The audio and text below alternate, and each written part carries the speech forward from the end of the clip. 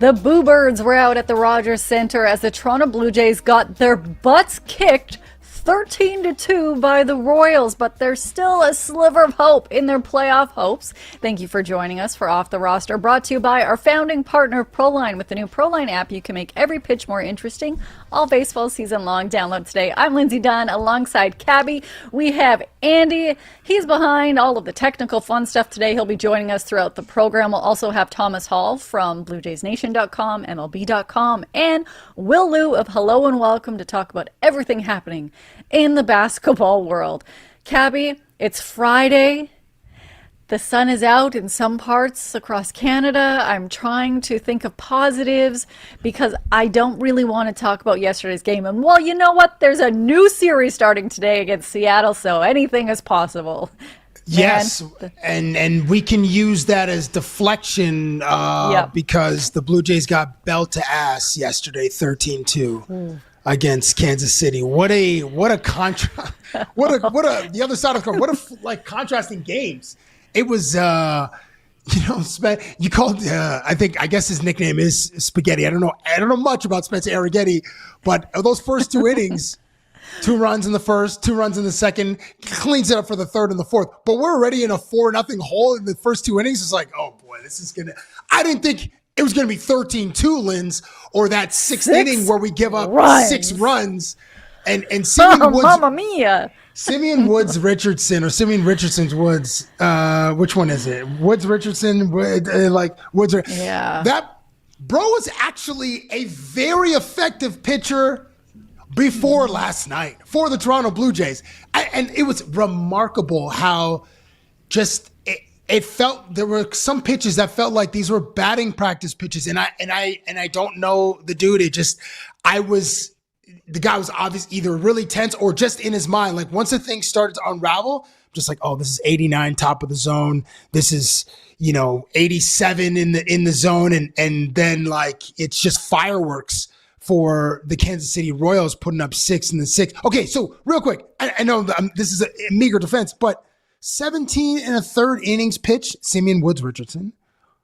2 earned runs and a homer, like a 1.04 ERA before last night. I was like, this is the right guy for this moment coming in at, in the 5th inning or 6th inning. And then, Lindsay, I don't know. I think were you at the game? Mm-hmm. Mm-hmm. Oh boy. Okay. So the Boo Birds were out for the pitching, and then obviously we'll talk about Vladdy being booed, like another tiny positive moment. And yes, let us know your thoughts on the game and the Blue Jays right now in the chat on YouTube. Off the Roster TNN, George Springer got his first home run in almost a month, 404 feet to get the Jays on the board after they were already down 10-0. Big Oak just inches away from a home run when it bounced off the padding, just moments. Miles Straw was pitching is not a positive, but we know I love when position players have to go in, but unfortunately he gives up a home run. Cabby, I want an updated situation involving Nathan Lucas yesterday, because we spoke about the weird discourse surrounding the Gatorade celebration that happened after they actually won, and people are saying that, he hated Vladdy and he hates Vladdy and doesn't want to have to deal with the fact that Vladdy is not having a great offensive season, so he should stop messing around and throwing Gatorade on them until they win. This is not me saying it. This is, I'm telling you, thousands of comments online, and then they're saying that Miles Straw also, they all need to, get it together. So I asked Nathan Lucas about it. I'm actually interviewing him today on camera after the show, so if you have any questions for Lukey, let us know in the chat. He's like, I don't even know why people are talking about this. I don't like cold water. I did this last year when we were in the World Series run. If you're going to put cold water or cold Gatorade, I don't want any part of it. But to say that I don't like Vladdy or any of that narrative is not true. And I asked him this first off the record to say, I'm wrong sometimes, Lukey. I'm just getting obliterated online, which I don't really care about, but I'm just trying to see, am I that far out to lunch? are you really like anti, we shouldn't be celebrating right now because we're not really needing to celebrate anything? He's like, no, I hate cold water, Cabby. So I needed to put that out there. But were you surprised when you saw Michael Lorenzen that they announced that they signed a 1-year deal with the veteran right-handed pitcher? Was I surprised? Yeah, I think so. I was, but I listen. This is, I don't want to say that the Blue Jays front office is in desperation mode, but this like particular signing, it was like this was. Listen, their backs up against the wall. Like a quick recap of the starters on the IL. Shane Bieber's out with a shoulder injury. Trey Savage out with a knee injury. Jose Barrios, elbow. Patrick Corbin, shoulder. Bowden Francis, elbow. Cody Ponce, knee. Jameson Taillon, forearm, who will be returning, I think, for the Cleveland series. He's having a rehab start in Buffalo. And I'm certainly not, and I don't think you are, pinning our hopes on Jameson Taillon returning to the starting lineup. But that's where we are with the starting pitchers. Dylan Cease and Jose Soriano are like the only healthy starters. So when Toronto signed Michael Lorenzen, who was DFA'd by Colorado, bro's carrying a 7 ERA. I'm like, oh, man. I mean, bro is jacked. Like, when you look at his biceps, I'm like, oh, my gosh, he should be. And I think he did. He has played in the outfield as well. He's played dual pitcher and out as a position player. But I'm like, oh, man, this is a tough position to put him in. Guy just got off the plane. He's just kind of joking with the guys in the bullpen. All of a sudden, Seaman Woods Richardson's getting lit up in the 6th inning. He's like, I might have to pitch. Call goes in. Okay, bro, like you got to go give us something because we're down 10-0. And I imagine, I don't know if the stakes weren't that high because we're down 10-0. And to your point about celebrating, when George Springer hits that home run, no home run jacket came out, no dragon. It was just like, it was congratulations, but it was just kind of all business. Like, and that was the right call because the tone of the game and the tenor dictates how much you can really celebrate, I think. And in this case, it did. But yeah, Lorenzen I was surprised when I saw him out there, specifically like with his pitching line this season. But like, what are our other options, Lindsay? Like we're burning out our bullpen arms. We still have a month to go in September. I mean, this is high leverage time. Like we got to do it because we got to get to the boys have to get to the playoffs. I don't know. What was your take on seeing him? I think you were in the clubhouse or around the building when the news came in and just like, oh, he's here. Like, go ahead and tell that story. Yeah, it was wild. Like, I knew his ERA when he got DFA'd, so I was surprised by that. I am someone that's like, second chances, let's go. You never know what could happen. And hey, he can also hit. So maybe he switches and dive. Just kidding. That's not going to happen. But I was actually on the field interviewing Matt Dusk. So if people don't know who Matt Dusk is, he is an award-winning artist from Toronto. He's a huge Blue Jays fan. Currently this year alone, he has 155 million streams. So we're like just talking about his Blue Jays memories, being there for the World Series, all this other stuff. And then I look and I see Lorenzen is in the dugout. Because I normally go in the clubhouse early, and that's when we'll see if somebody has a locker, and you're like, oh, this person's either coming to the Blue Jays or something. So I was like, what is happening? And I run down, leave Matt, grab my cell phone, put it up there to be a part of the little media scrum where they announced that he signed a 1-year deal. And here is what he had to say about how he found out that he was joining the Toronto Blue Jays after being DFA'd and how he's trying to keep his game up. I was with my family back home and had a call from my agent. Said that Toronto needs some pitching and they're interested. And was excited to hear about it. And so we told them, we'd be willing to come here. And I'm here. Yeah, back at home, I have a nice setup in the backyard with some mounds and gym and stuff. So I've been staying in shape and just kind of waiting and seeing what was going on. And this opportunity came up. Staying in the gym, I think we should call him Popeye because you're right. He is absolutely jacked. He is, yeah. Bro. I was like, I was like, I owe you an apology. I was unfamiliar with your game, and I was also unfamiliar with I guess, what was it, the eighth inning? Eighth inning, Jack Caglione doubles to the gap. Oh, Pasquantino goodness. hits it through the right side. It's 11-2.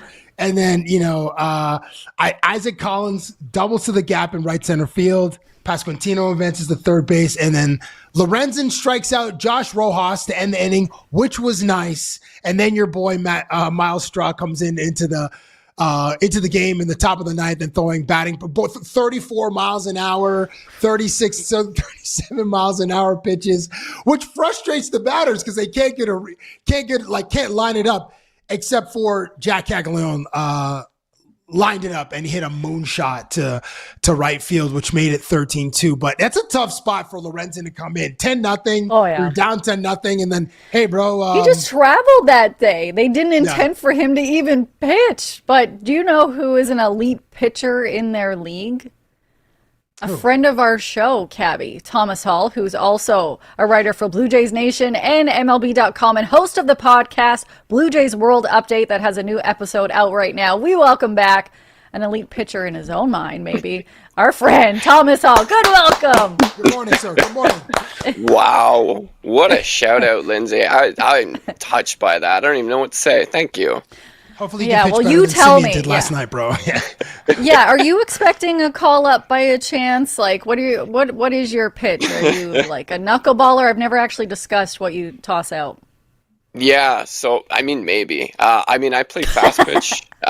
So I don't think they'd let me straight up windmill at the Rogers Center. I think they would they'd be afraid that I'd rip up the mound. Oh, it'd be insane. That would I'm sure Tyler Rogers would get a kick out of it, honestly. Oh yeah. Maybe the same arm slot basically. Yeah, right. So maybe, if Trey Savage comes back, I can come out of the bullpen for him and give a weird angle for hitters. But yeah, you never know. I think at this point, like anyone who can throw, 80 to 85 miles an hour needs to give the Blue Jays a call because like they're looking for arms badly right now.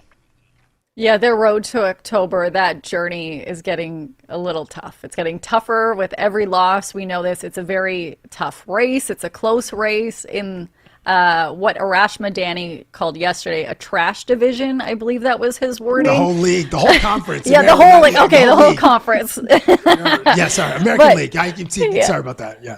No, that's good. So when you look at this league, I specifically want to talk about the moment with Vladdy because obviously we need to discuss. They were very audible boos, and that Schneider postgame said when they play the way they have been playing, the fans have a right. You've been around Vladdy and around this team. I don't even know where we can take this conversation at this point because what do you think? Like the whole lineup, moving them up and down is not going to do anything. Where are we at in this? Yeah, it's tough. Schneider was asked this on Wednesday about, what's the answer here? Like, why is it worth even trying something? And he listed a few reasons as to why we haven't seen it yet. And one of them is the fact that there's nobody really pushing Vladdy down right now. Like, if Addison Barger was healthy and had like 25 home runs here, then sure, like bump Vladdy down. But Barger isn't going to come back this year. There's no Anthony Santander probably for all this season. Alejandro Kirk has been the Blue Jays' best hitter for over a month now, but he's not a power guy. So, I don't know if flip-flopping those two guys would have any sort of impact. Like it might add to more frustration because of how much Alejandro Kirk is a singles guy or a doubles guy. And, if you have, let's say, Brett Bateman standing on third and Alejandro Kirk's standing on second and Vladdy strikes out, like, is that going to move the needle all that much for you? Probably not. So, unfortunately, I don't know if there's a good solution here for the Blue Jays other than, maybe you try and bump Vladdy to, 4 or 5. But again, like, there's nobody really pushing him in the order. Like Kaz Okamoto, he's had a really impressive season, but the gaps between his power surges right now are pretty drastic, and he's not having the type of quality at bats at the moment to, make a case to put him higher in the order. So I just don't know if there's any, solutions in-house for the Blue Jays to make any sort of change. And I think as well, another thing that Schneider pointed out on Wednesday was that, this isn't an apples to apples comparison to when they put Bo Bichette down in the order a few years ago when I think they hit him 7th. And that was sort of a move to try and give him a kick in the rear end, as Schneider pointed out. And, it was more of an emotional reactionary type of move. And even Schneider said that it's something he wouldn't do now, learning from that type of experience and even just comparing how Bo and Vladdy respond. Like, Bo is a far more emotional type of person, right? So if he were to see that type of move again, he would, understandably be fired up by it. And I just don't think Vladdy operates in that type of way. So even if you're contemplating moving Vladdy down as far as 7th or 8th, like, I don't know if it's going to have or if any big of an impact, just because I don't think that's going to change his mindset. I don't think that's going to change how pitchers attack him. It might just try and set yourself up for more success at the top of the order. But again, you need to have guys already in your lineup who are producing, and the Blue Jays don't have that right now. Thomas, I think good morning, we're all just sir. trying to search for answers. No, go ahead, Cabby. A solution. I don't know how credible or possible it is, but a solution. Who on the team needs that Dennis Rodman escape to Las Vegas like we saw in The Last Dance, 48 to 72? The phantom stint on the IL. Which player in September just needs to go away for 2 days, maybe 3 days, come back and play guilty for the rest of that week because there were some extracurriculars happening, but that's like a way to just take a break from the pressure of this moment and the pressure of trying to get into trying to lock down that third wild card spot.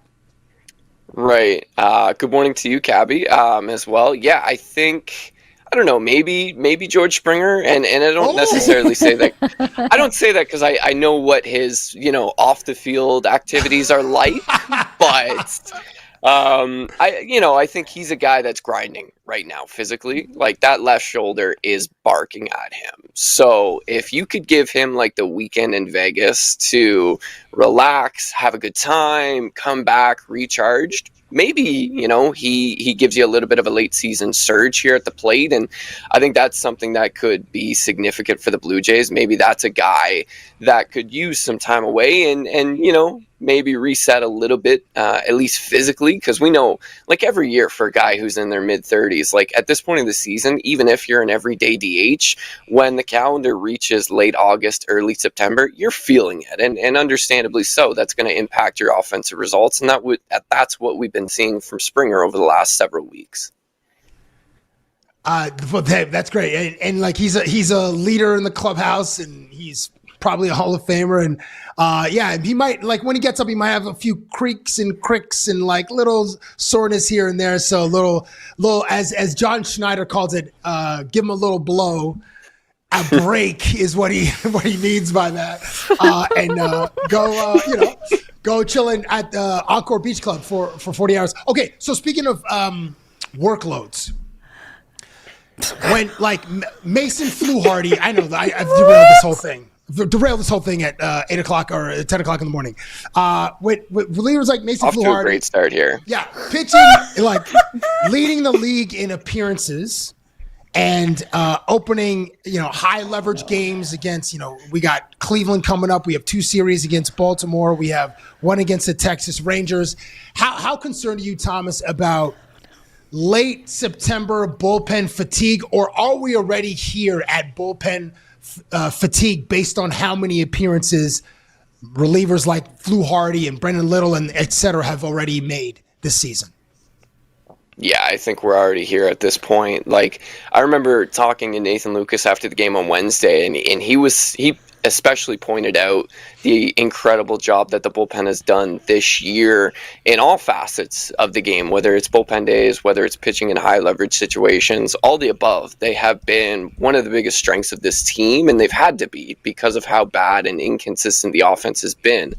But yeah, like there aren't many bullets left to fire within this bullpen, especially now that you don't have Jeff Hoffman in the mix either. Like Spencer Miles has done an incredible job to sort of just fill that void and step into that, seventh inning bridge role for the Blue Jays. But he's also a rookie who, doesn't have a track record of logging, 70, 80 innings each season. Like he's feeling it too. Everyone's feeling it down there, and there's still a month left to go. So I think that's a big reason why, you see the Jays sign somebody like Michael Lorenzen, who can give some length right away for this bullpen and save some guys and give them a rest after the Blue Jays had to use 7 relievers to get through Wednesday's game, which they won. But we saw the after effects of that on Thursday, where you only really had Simeon Wood-Richardson and Braden Fisher available, and Louis Varland if there was a save situation. So,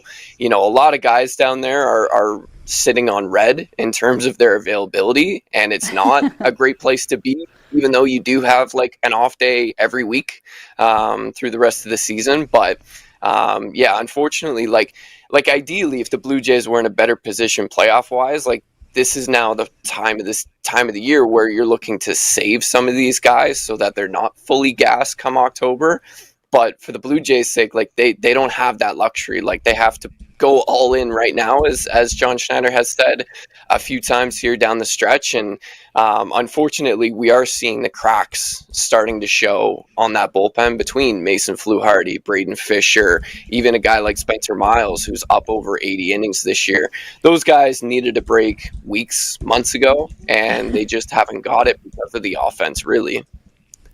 Let's talk about some of that offense. Going into yesterday's game, Brett Bateman, who has been a delightful surprise for many, he went into the game with 22 hits through his first 16 career appearances, which tied a franchise record, which was with Davis Schneider, just behind Bo Bichette for their first, the amount of hits through their first MLB game. So you look at that. When you look at other players, because I know you have your eye around the Blue Jays organization, whether it be JoJo Parker, even looking at Sean Keyes, is there somebody that even could come in as a little distraction that is doing something great, not with the Blue Jays currently at this moment? I would say probably Sean Keyes is somebody who would offer the most immediate impact for this team, and he's somebody that I would expect to come September 1st when rosters expand to 28 players.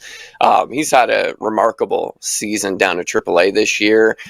He's also raking right now too, which is something the Blue Jays could use in their lineup. And it's one of the reasons why he played left field last night for the first time in his professional career. And that's something that the Blue Jays are going to continue to experiment with this week in hopes of, creating a pathway for Keyes to come up to the major leagues, because right now he's blocked with Okamoto healthy at third, Vladdy at first, Springer at DH. So for a guy who is riding an OPS well over 1,000 at AAA right now, you have to find a way to fit that bat into this lineup.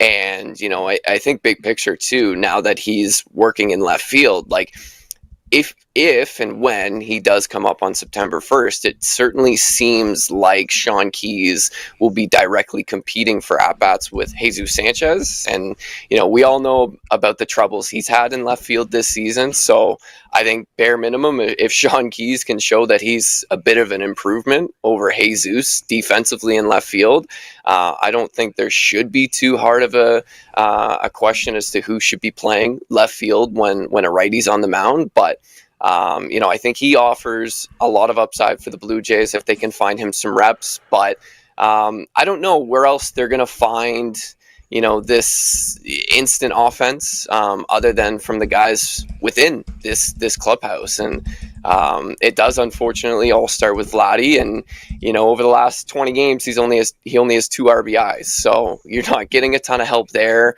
Alejandro Kirk can't do it alone. George Springer is going through his physical woes right now and not being able to provide much help. So, it's unfortunate, but it does rely heavily on the pitching and defense to play really clean and try and give the Blue Jays as much as they can to squeeze out these, low scoring wins like they had previously when they were 16-10 since July 27th and, winning 7 straight series in a row. It's unsustainable, right? And we're seeing that play out over the last few games against the Yankees, against the Royals, but that for the Blue Jays, with the way this roster is constructed and how everyone is playing right now, that's sort of the recipe that they just have to rely on. And sometimes it's going to work and sometimes it won't. And lately it hasn't. Well, Thomas, Toronto can rely on the brilliance of Dylan Cease, because we have a Dylan Cease day today, folks. Dylan Cease is on the mound. Our favorite painter. Let's go. He really is. And earlier this week, Lindsay caught up with Dylan Cease when he was at the Art Gallery of Ontario, and he had this painting, and he released a collaboration with the AGO. But specifically, okay, so I want you to just listen to these couple of clips, and then have some ideas about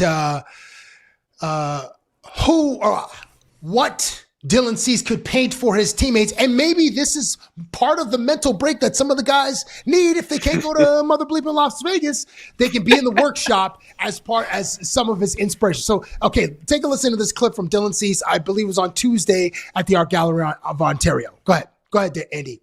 Have they tried to commission you for any works? Oh, yes. A lot of, I have a lot of paintings in the queue right now that I have to do. Yeah, I have a great setup at Rogers Center, actually, in the laundry room. So it's more of like a midweek when I've done all my work and I've thrown my side and I have a couple hours to kill. That's when I can go and paint.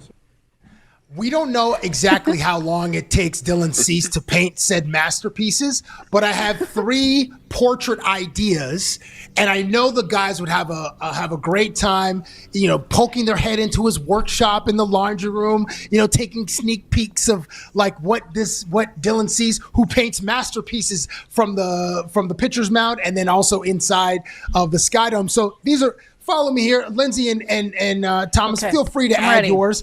Number 3, Jose Soriano. Okay, so the perspective is from home plate. Soriano is throwing multiple baseballs with a big smile on his face. And instead of baseballs, they're bumblebees, because we know Dylan Cease is in tune with the nature, and the bumblebees represent the pitches in his arsenal. So there's a 4-seamer, there's a sinker, there's the slider, etc. Curveball.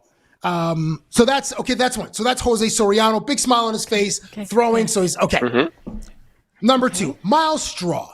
Now we're taking cues from the iconic image, which called March of Progress. It's originally titled Road to Homo Sapiens. This is the image which has like the evolution of humankind from like apes to humans. But it's the evolution of speed. Okay, because Miles Straw has a set of wheels on him. So the perspective is from third base to home plate. It goes Ricky Henderson.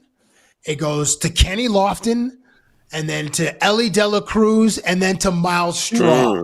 We don't know how well Dylan Cease can paint like humans in his portraits, because a lot of them have been like landscape and stuff. But okay, so evolution of speed for Miles Straw. And then number 1, it's Vladimir Guerrero Jr. riding a bicycle between second base and third base, because hitting a home run should be as easy as riding a bicycle for Vladimir Guerrero Jr. And then the brand of the bicycle is Placata. Those are my ideas, Thomas and Lindsay. What do you think about those? And do you have any others that maybe Lindsay could suggest to Dylan Cease or yourself? Because you might see Dylan today, before or after the Seattle game, but the little seeds to plant. So there's the Jose Soriano portrait, the Miles Straw portrait, Vladimir Guerrero portrait. Do you guys have ideas for which other players should he like bump up in the queue to paint the portraits for them? To be honest, while you were talking, I was trying to find video of me. I was on an electronic bike for the first time when I was in San Francisco, and it didn't go well. I ended up in a bush, so I was trying to find the video to send to Andy. So no to the Vladdy one. No, but it's a regular bicycle, not a regular bicycle. I actually would buy that painting if anyone painted it. The first one sounds like a bit of like a nightmare, having someone throw bees at you, and I understand like the analogy. That's kind of fun. So that one immediately. So you know what? I'm going to go with the Vladdy one, because the thought of him on a bicycle going from first to second, chef's kiss. I don't know how well Dylan would paint that because I already slightly have made fun of his artist skills. But yeah, T-Tops. Thomas, do you have any suggestions? Like maybe he could paint Mad Max looking less mad? I don't know. I think you got to dive into Mad Max. I think you got to dive into the madness that is Mad Max if you're Dylan Cease. I also want to know how long or how much time, Cabby, you put into those ideas. Because I feel like you, like, once the Jays went down 6-0, that's all you thought of the rest of the night. Bro, that sixth inning was so long, and I just felt so bad for Simeon Woods Richardson. There's no velo. I mean, he's locating pitches, but these guys are just slapping them all over the field. But yeah, once it's a blowout, then your mind wanders. I'm in different corners of the internet. I'm paying attention to the game, but I'm over here and I'm like, oh, okay, well, at least we have a Dylan Cease game on Friday. I'm like, oh, what can Dylan, Lindsay just spoke to Dylan the other day. Okay, painting, but and that's where. So my imagination. I mean, ask you about a 48-hour trip to Las Vegas and then some hallucinating paintings, or maybe Dylan Cease hallucinating to draw these paintings. Like, my brain is. You had a fun night. That's what it was. Yeah, you had a better night than people that were just locked in on the game, Cabby. Yeah, I mean, I feel like 42,000 at Skydome saw that yesterday. Like, oh. And listen, these games happen. It just sucks that it happens during a race to the pennant, a race to the playoffs. I mean, April, yeah, we get it. Right. May, we get it. But in late August, ooh, man, we got to avoid those, obviously. Yeah, but I think, like, the first person who should get a painting from Dylan Cease needs to be John Schneider. Like, Dylan took the gift back. There's now a meme in his office. There's a meme in his office. Yeah. Right? Like, he needs to right that wrong. Like, John Schneider, low-key is a little pissed about it, I feel. He's like, I could have got at least $13,000 for this, and now that it was in AGO, he could have maybe got $20,000 potentially USD for it. Guys, I want to ask you two things about Major League Baseball. One is very going to get like nerd alert. I'm sorry, but first, yesterday, Chris Sale had an 11K complete game shutout. I want to show this video of his son's reaction for our viewers. Maybe did not see it when he saw his dad going into the game in the 9th inning. It's one of those moments where it's like, how can't you be romantic about baseball, even if you don't like kids and you don't like baseball moment? Maybe we have the clip. That's his son's reaction upon seeing his dad try to go out there for the complete. So sorry, he's just so pumped. So, my dad's going in!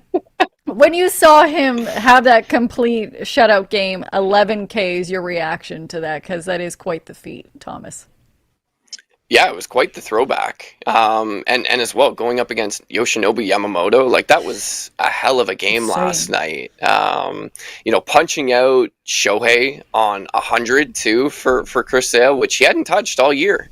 That's incredible. Like, I love seeing moments like that. Like, part of me wishes Max Scherzer's kids were up here in Toronto to see him have, moments like that too. So those types of moments, like, they last for a lifetime, right? Like, Chris Sale's kid is never going to forget watching him mow down the Dodgers at home in Atlanta in a big game. So that's really fun to see.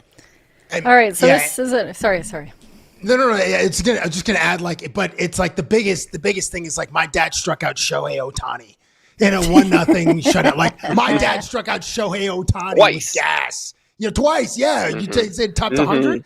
Like, he's going to school today, chest puffed out. Actually, he's going to walk into class with sunglasses. Like, don't even talk to me, bro. Yep.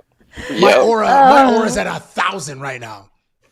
I love that. I loved his reaction. He was just so pumped. And he said, like, people of all ages, that was their reaction, unless you're the opposing team, seeing him go in that 9th inning. But yesterday, according to ESPN, the MLB is proposing drastic changes to its offseason calendar, including shortening free agency to a 2 to 3 week window every offseason. The details of the proposal include a free agent dead period until the first day of winter meetings in early December, in which players and teams can negotiate, but no deals and trades can be made. or rather trades will be allowed during that period, but no deals can be signed. Free agency would open the Monday the winter meetings begin, close December 21st. Then from December 21st through the first Monday in February, no free agent signings or trades would be allowed. I know that is a lot of information, but Thomas, how do you think this could potentially positively impact or negatively impact Major League Baseball when it comes to free agency? Well, I'm glad you put negatively too, because it was going to be really tough to put a positive spin on that. I'm so out on that. Like it's fine, I guess, to have a similar type of model in hockey and in basketball too, because it's the summertime, right? You have other sports going on, people have other stuff going on. Like you're not as locked into the off season as you are in baseball when it's the winter time. So, like aside from all the negative parts about how it would take away so much leverage for players and on top of that limit and restrict how much they can actually command in free agency, like it's not a good idea from an entertainment standpoint. Like, yeah, I guess like the owner's counter to that is like you're hoping that there's this like flurry of activity in these windows, right? But at the same time, like January is some of the most like active rumor season times of the year for Major League Baseball. And so like to not have any of that moving forward and to have a dead November too, like I'm not for it. I don't see the benefit to it at all, entertainment or to see any sort of benefit for the players. And there's like realistically, the players are never going to accept something like that either. So like all of this is kind of just the owners throwing it out there just to see what the reaction is to it. But like it's just, this is all the beginning of all these CBA negotiations. Like nothing significant is really going to happen until like December, January, when talks start to intensify, or hopefully intensify a little bit more. But I really hope that doesn't come to pass, because like selfishly, I would be running out of things to do. I wouldn't have any rumors to write about. I'd be going a little crazy.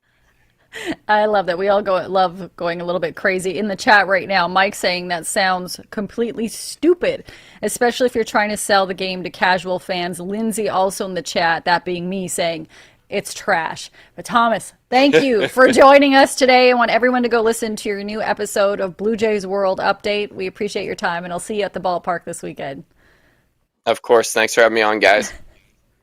All right, Cabby, I also think you're quickly muted, but I want to tell everyone about our 9-inning challenge. Of course, it's not our challenge. It's MLB's challenge of 9 innings, 9 hot dogs, 9 beers. We've teamed up with the Nation Network and Levelware to launch the Perfect 9 Collection, a limited edition lineup inspired by one of baseball's most legendary game day traditions.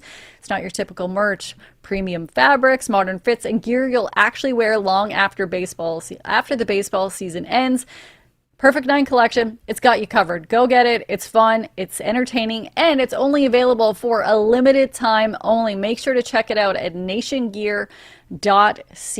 So, Cabby, yeah, a lot happening in the baseball world. We're hoping for a big win tonight as they host Seattle for this weekend, where Josh Naylor will be officially presented the Tip O'Neill Award, which goes to like the top Canadian baseball players. So I don't think they want to completely lay the hammer down on Seattle, but a nice win would, I think, help Blue Jays Nation, and maybe a home run from Vladdy. Oh, no, they absolutely want to lay down the hammer on Seattle.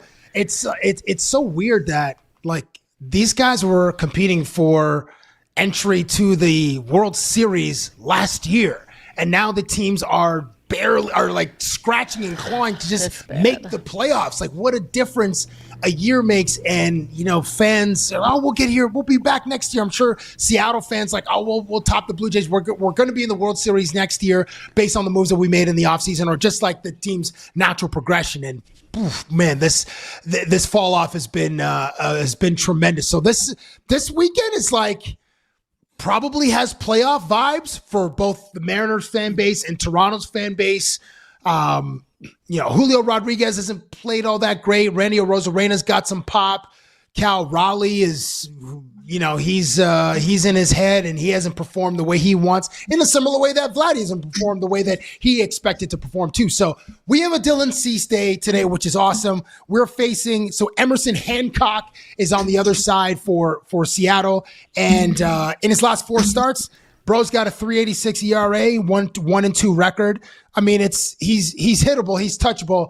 We just have to get those bats going because Toronto in his last 6 games has been outscored 32-16. So the Blue Jays bats definitely have to wake up and provide some run support for Dylan Cease, Jose Soriano, and then the the collection of bullpen arms that will make up one of the starts on Sunday. Well, now we're going to distract everyone with some fun Raptors and Canada basketball news by bringing in one of our favorite guests of the show, who's on the fellow network of the Nation Network, of course. It is Will Liu, who's one of the co-hosts and creators of the independent podcast and live show. Hello and welcome. A lot of Raptors focus, but they give you everything great in life. Welcome, Will Liu. Good morning, sir. Good morning. What's going on? What's going on? We still have hope for the Jays? Come on now. Yes, we do. There's still a chance. Will. Come on, bro. Okay. All right. Hey, man, Vladdy, you have a 1 month until the season's over to hit a home run at home. So one more month, man. It's all good. You got this. You know what? His OPS is like 150 points higher on the road. So bro will do that work on the road, but home is just, for some reason, it's just like he just can't launch in beyond the fence. It's one of the weirdest seasons that we've ever seen from a superstar. This is like that year where Kyrie refused to get the shot, so he couldn't play in Brooklyn, but he could play on the road. Yes. Yeah, that's true. This is what Vladdy's on, so. Well, so Will, question for you. So last year, the Raptors, it was some of a rough go, if we could put that politely. And then they go to the playoffs where you were forced to hang out with me in Cleveland, where some of the games you're like, do they remember how to play basketball? So while you challenge my belief in the Blue Jays right now as they head towards hopefully the playoffs, at what point did you give up on the Raptors during the season? wow, first off, the Raptors made the playoffs, okay? The Jays are going to make the play-in. I knew you were going to say that. We're dying for the play-in. We're like 3.5 out the play-in. Play-in for what? Yeah, no. Baseball, no, come on. Anything can happen in baseball. And it'd be kind of crazy if Vladdy just woke up all of a sudden and was like last year's playoff Vladdy for the last month. I guess we've been holding on hope for like the whole year, but it could still happen. It's the same guy, so. Until that final strike is thrown, it could still happen. Now, your reaction to it officially being announced that Kyle Lowry will have his jersey retired at Scotiabank Arena.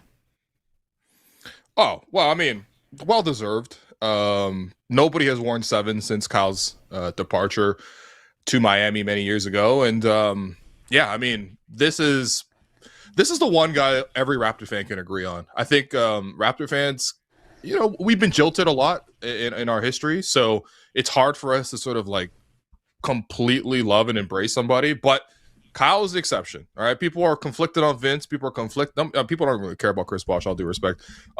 People are conflicted about DeMar because of the playoff stuff. People are even now. I see Sid yelling about like, Kawhi left us the first time. You don't love us. You know what I mean? So this is the one guy everyone universally can agree on. So yeah, I'm super excited. And the amount of people that were hitting me up being like, Will, which state should I buy the tickets for? I'm like, I can't spoil this for you, man. I can't spoil this for you. You gotta go get them on the market like everyone else. Wait, Will, do you think that there's some people who are out on DeMar DeRozan? I think some people resent that he didn't play well in the playoffs. And then he had some comments after the championship was like, yo, if I was there, we could have won it too because LeBron left. So, I think that's petty. But again, Raptor fans, we're known for pettiness, man. I think all sports fans are. Yeah, but yeah, that's it. Because from my vantage point, DeMar is beloved here. And, he got traded and he wanted to stay. The relationship with him and Kyle was legendary, the bromance, all that stuff. And obviously we couldn't beat LeBron in the LeBronto era. But yeah, I guess, and I suppose that's on DeMar, but I hadn't heard that like people there are some, we don't know how many, but there's some that are out on DeMar, and maybe because DeMar, went to the pop out, and then Drake, checked him in National Treasure, and that could be part of it too. Well, Cabby in the chat right now. The real one from Dago, man. Where's the real one these days, man? Yeah, where is the real? We won't get into that. Where's he at?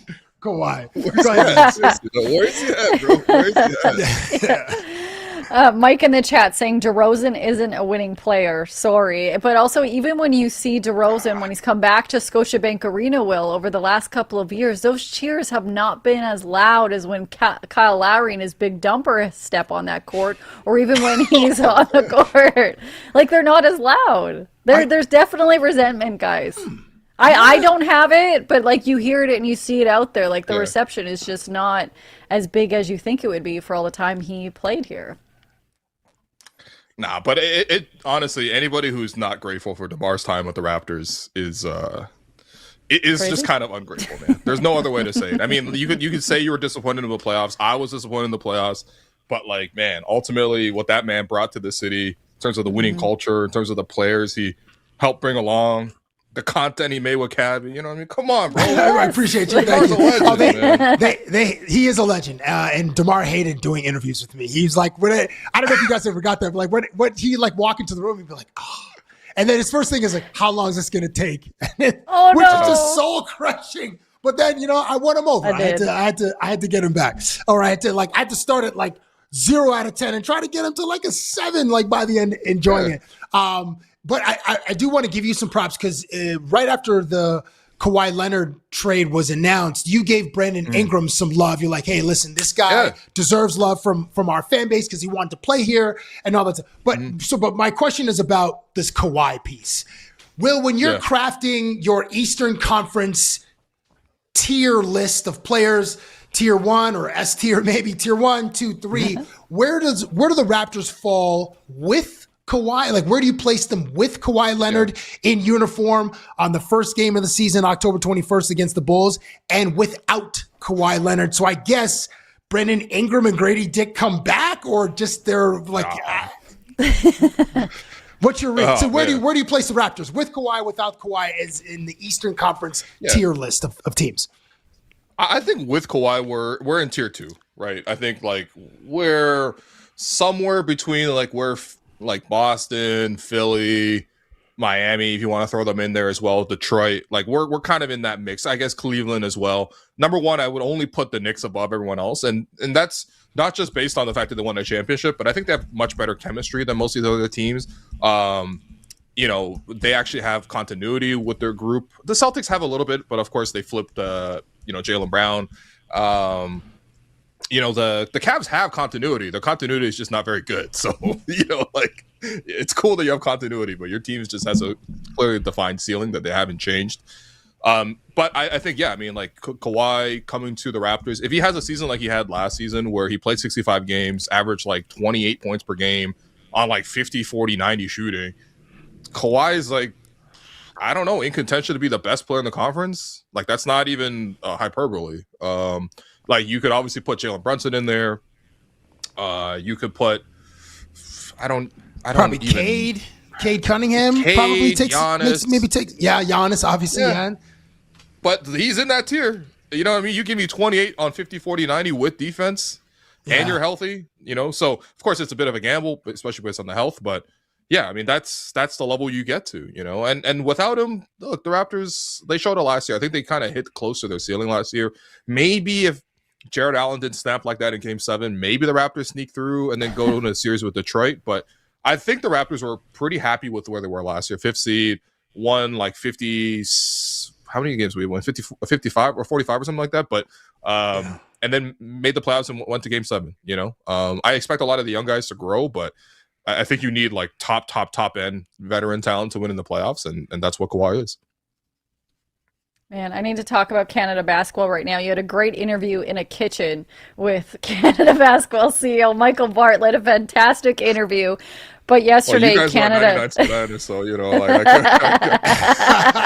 I'm kidding. It's a fantastic interview. Check it out at Hello and Welcome on YouTube. But when you were watching yesterday's game between Canada and Panama, which, by the way, Canada won 86-66 for those who do not know, I went and quickly looked online, and there were some nerves from Canada basketball fans because they're like, we don't have, like all of the NBA star power in there. Kelly Olynyk had a great game. I know right now he's not signed to a roster, but when you look at the overall roster for Canada basketball right now in this Olympic qualifiers, like what is your impression just out of that first game? Yeah. I mean, I think the reality is that, like, first off, most of them showed up for Hamilton, right? That was huge. That was like the first week of free agency. And I mean, you got Shea there, you got Ryan Nembhard there, Andrew Nembhard, Dylan Brooks, like tons of NBA players, Nickeil Alexander-Walker. I think this window, it's a little trickier because, like, there's still players without contracts, which is weird, right? Like Benedict Mathurin, I think, was for sure played, but his contract situation wasn't resolved until this week. Maybe he like last second sneaks onto the roster, but I don't know if you can do that. But his contract wasn't, determined yet, and you would expect that to have already been taken care of, considering this is like almost September now. And then they expected to have Shaedon Sharpe available for this tournament, but he tore his meniscus like a week before training for this. So, like, I want to give Canada basketball credit because, like, if you put those two guys on the roster, all of a sudden you don't have to have any worries. But then again, you watch it, and you're like, man. First off, Canada's the only undefeated team in the Americas right now. If they win two more games, I think we're 7-0. Like even the U.S. has lost. Even the U.S. has a loss. But like if Canada wins one more game, if they take care of business in Quebec City, we're okay. Plus, like I'm not even trying to brag, but like I was watching the game against Panama yesterday. They had two good players. And Canada was just like, look, if we just stick to the script, we'll eventually win by 20. And that's the depth that we have now, which is nice. And in some ways, I do feel happy for some of the lower players that probably won't make the World Cup roster, which is only 12, or the Olympic roster. You got to see guys like Marcus Carr really show out. Trey Bell-Haynes. I know these guys aren't household names, but they played really well last night. And if it wasn't for these guys, Canada might not be in the position to put all these huge stars in play for the Olympics and World Cup. So I'm just grateful, and plus we won by 20. So what's the problem? Yeah, that's always nice, especially in Olympic any international competition. We have Argentina next. You said it's against Quebec City, and shout out to Trey Bell-Haynes who had 18 points. Okay, but you mentioned Lou Dort and you mentioned Nickeil Alexander-Walker. Who is the league pass team this season? I kind of lean Atlanta because that's an interesting. Atlanta was the only team to beat the New York Knicks twice in the playoffs in their run to the finals, the Atlanta Hawks. But anyway, from your vantage point, Lou, which is the 2026-27? You're flicking around. Oh, these guys are on. Let me just stay here for 15 minutes or 20 minutes. I think Atlanta's a great call, actually, because Atlanta's fun to watch. Atlanta doesn't play defense either, so you're going to see some 150 to 150 type of games. Love those. I think they were involved in a game against the Clippers a couple years ago where I think both teams scored 170 in regulation, which, it is a bit of an affront to basketball for both teams to finish with 170 with no OT. But I honestly, I go with the Minnesota Timberwolves, man. I think it's a bit of an obvious pick, but man, the Timberwolves, I can't wait to see what that looks like.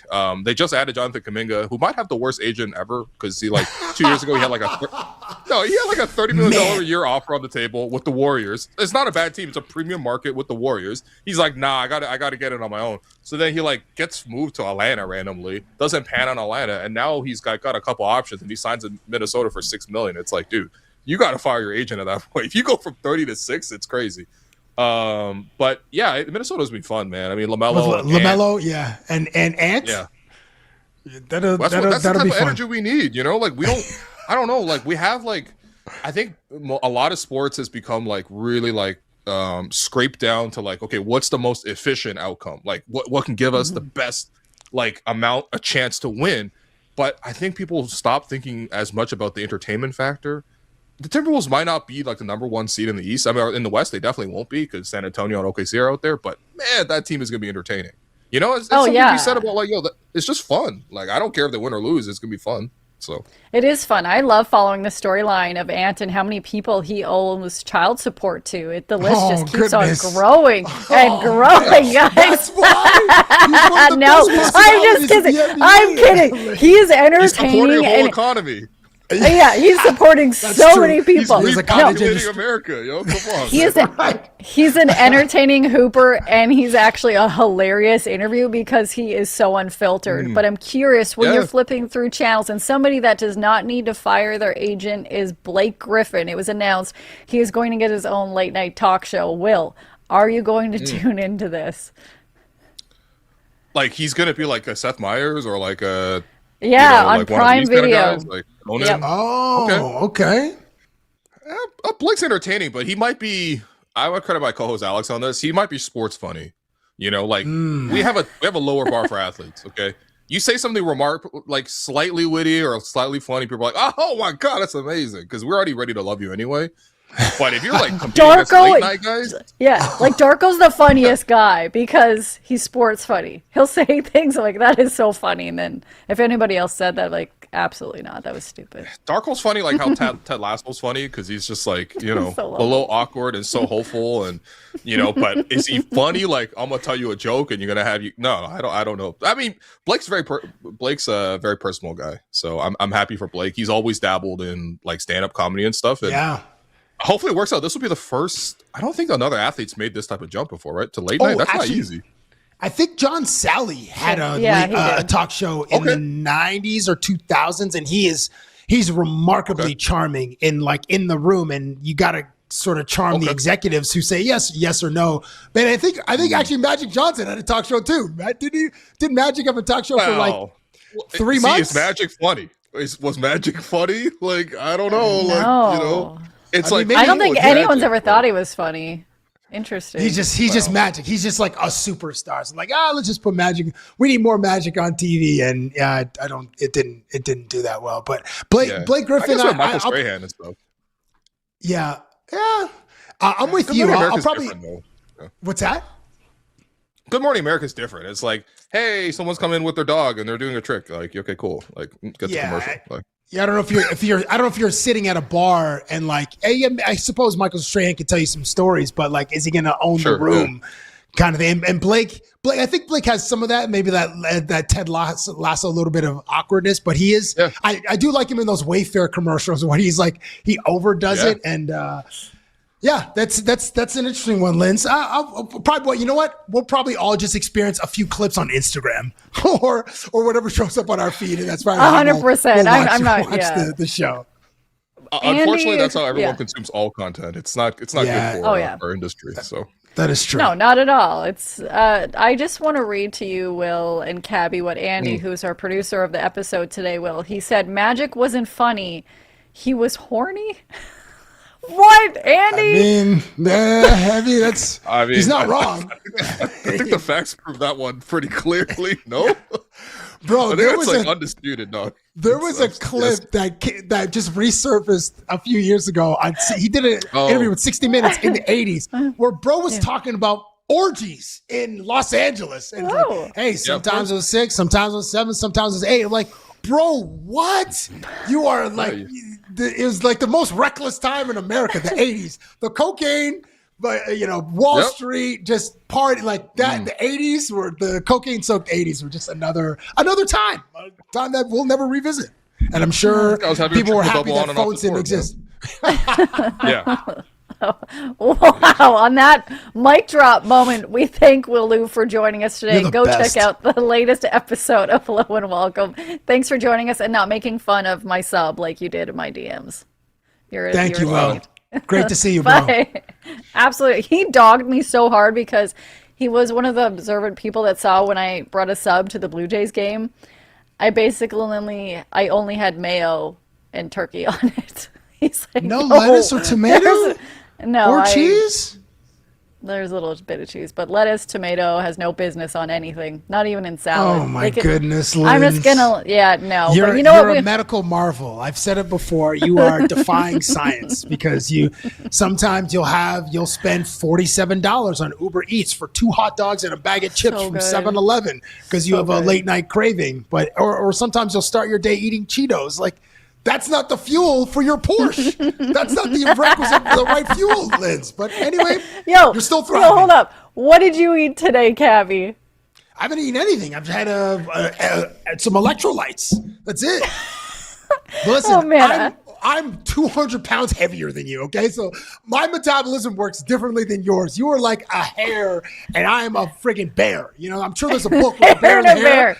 So the hare and the bear, that's our book. I'm sleepy, and you're running around, you know, like you're on Red Bull and, you know, acorns or whatever. Red Bull and acorns. On that note, the hare and the bear are going to now have my favorite Friday segment, which is WTF Friday, and we're going to bring in Andy, who will not talk about Magic Johnson being horny. So this is our favorite and what random stories of the week. And Andy, we're going to let you go first. What is your WTF moment of the week? Okay, my WTF moment of the week. It's crazy that this guy is still getting spoken about in 2026, but Sacramento Kings are interested in signing Ben Simmons. Yeah. It's so wild. Wasn't he giving the world the middle finger, just posting fishing pics? Yeah. I'm just living my best life, still getting NBA checks over here on this yacht or this boat. And hey, great for him for living his best life. But Ben Simmons, who is, I mean, we kind of spoke earlier, not today, but in previous episodes that Vlad may have the yips at home. Ben Simmons had the yips on basketball courts because that dude refused to shoot threes. And remember that one, I think it was, I can't remember, was it Brooklyn? He could have dunked it on Trae Young in the paint. Game 7 against Trae Young, yeah. Yeah, and then he passed him yo, bro, you're 6'9". Trae Young's 6'2". Pound the rock, big fella. And he's he elected to pass. Got the yips, but that's wild though, Andy. That teams are still interested in whatever Ben Simmons can give to you. 15 minutes, 18 minutes off the bench to run your second unit. That's a head scratcher, but good for him. Keep getting them checks, big fella. And honestly, I was a huge fan of Ben Simmons. Back in the day, you can even ask my brothers. I used to terrorize them in NBA 2K with Ben Simmons. He was averaging 50, 20, and 20 in our season. Just layups. Yeah, just layups and mid-range shots. Yeah. So I was a big fan, and then that series just really killed his confidence, and he's been a shell of himself, and now he's a fisherman. So, yeah, that is a WTF moment. Well done, sir. That is. Cabby, what do you have? So, Dolly Parton recently left us this week, and there's been an incredible outpouring of love, support, celebration of Dolly Parton's contributions in music and Dolly Parton as a humanitarian, spending millions in underserved communities. She was a wonderful human by all accounts. So I came up with, because the Blue Jays game, we lost 13-2, and my mind's wandering, how can I fill the time because I'm watching this game? So I came up with a list, a top 5 list and I was thinking, what are songs that people sing, but they don't know the true meaning of the song or the intention of the song written by the artist? And Dolly Parton famously has a song called 9 to 5. So I present to you my top 5 list of most subversive popular songs. These are songs that people sing to and they have a good time, but they don't know that, this song is really about this. I think it's about this, but it's about this. So at the number 5 spot, Dolly Parton's 9 to 5, which is a song about corporate exploitation while speaking about the struggles of working women dealing with sexism in the workplace, low pay, and demanding bosses. It was a great song, and she wrote a banger. It came out in 1980, and it was the title song of the movie.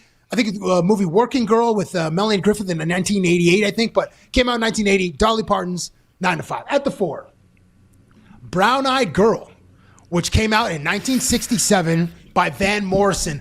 La la la la la la la la la. Everybody knows that. Not everybody, but it's a popular song.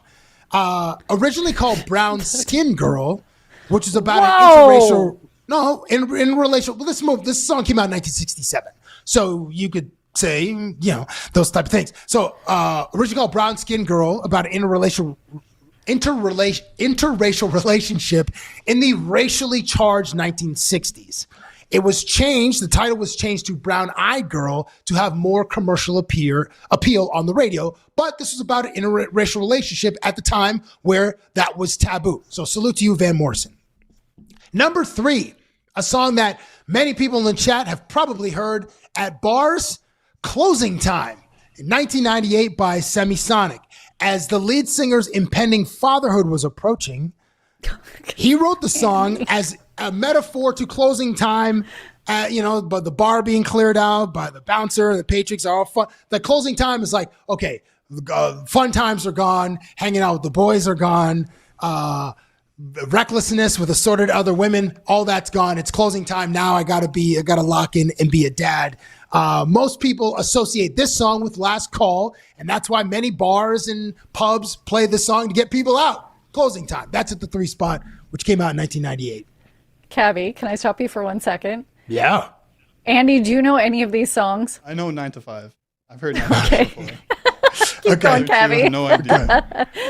This one you probably heard. This is Take Me to Church by Hozier. I think it came out in 2010. So while framed as a song about romantic devotion, this song is a direct pushback against religious policies and social prejudices, particularly aimed at the Catholic Church and its stance on LGBTQ plus rights. So that's what that song is about. It's a banger. It's a beautiful song, but it has a deeper meaning. And finally, I think maybe that came out in 2012. Andy, do you know that song, Take Me to Church? I know that song. Okay, That was Take Me to Church. And at the number 1 spot, this song came out in 2010, so you may have heard this one as well, Andy, Pumped Up Kicks by Foster the People. This song is about a troubled young kid named Robert who has homicidal thoughts about shooting up a school. So again, It was a banger, and it's fun to, on a pumped up, great melody, but the deeper meaning is about this troubled kid and how America has this problem with some of the young troubled teens in the country. Okay, so that's my top. Do you guys have any others based on this? Thank you very I want to much. add that. Yeah, no, I love that. This is a fun conversation. I think we're going to probably continue for months to talk about, because I think I maybe have brought it up on the show. Even when you were younger, or you first listened to a song or like this, when you're talking about, you're just singing it and you may not know the words or truly the meaning rather. Yes. I remember in grade 8, there's a band called B44 that came out. There's two twins and another. They're Canadian, and they had a song that was called Get Down. So in the car, I'm singing these lyrics at the top of my lungs, not knowing what they meant. If you go down on me, I'll go down on you. When nighttime turns to day again, and you are on my mind. No idea. This was a top hit in Canada that I know when I was in elementary school at a very Catholic school. We are screaming this at the top of our lungs because it's just such like a bop. And then to this day, I'm mortified. Or like Spice Girls, When Two Become One. That's talking about people getting it on. Also, so I had no idea all these songs. But there you were singing it in the car and having the best time on your way going to school and that's pretty explicit. Like if you go down on me, I'm going down on you. Like wait, there's no idea subversive there. That's pretty on the nose. No idea, because like we didn't know about this at that age. Some people may have, but not in my very Catholic school. But my WTF Friday moment, I may be bringing down the vibes. We're only going to play like the first 5 seconds.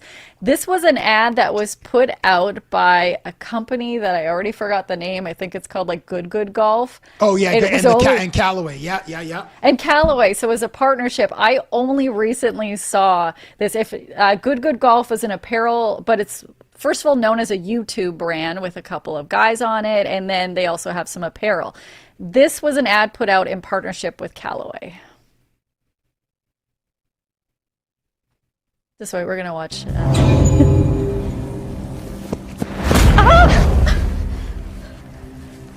Do not touch my new driver. So.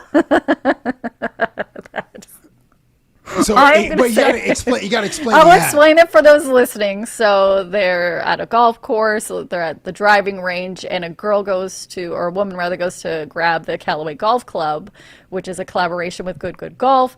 And a guy runs over, knocks the woman down, stands over, and says, "Do not touch my club."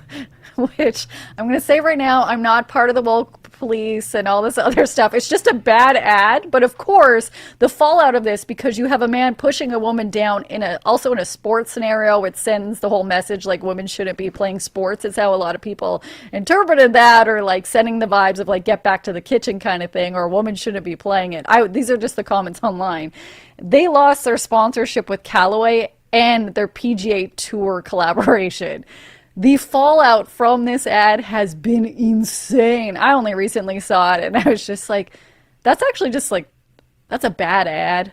Who approved that? Like, well, so good golf. They presented the ad to Callaway, and Callaway signed off on it.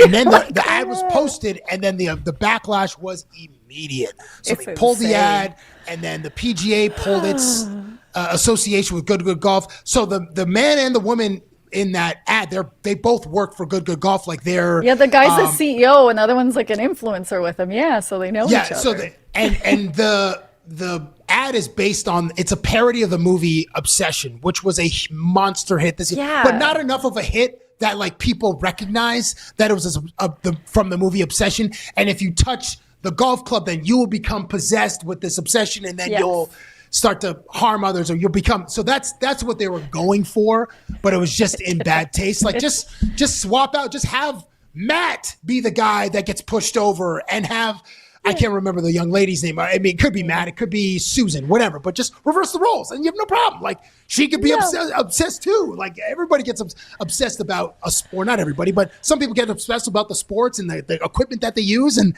yes, there are those ties, but I mean, it's going to go down as one of the worst ads in history, and they are paying huge consequences for it. Oh yeah, absolutely. But like, it was approved by both Good Golf and Callaway before it was published. Like on paper, the concept looks great. You're just like, that's just, you didn't hit the mark on that one. I never played golf, but the way I hear people talk about it, it sounds like that would really happen in real life. Like the obsession is real. I don't know. Everyone. Oh, 100%. About their gear and equipment. Yeah.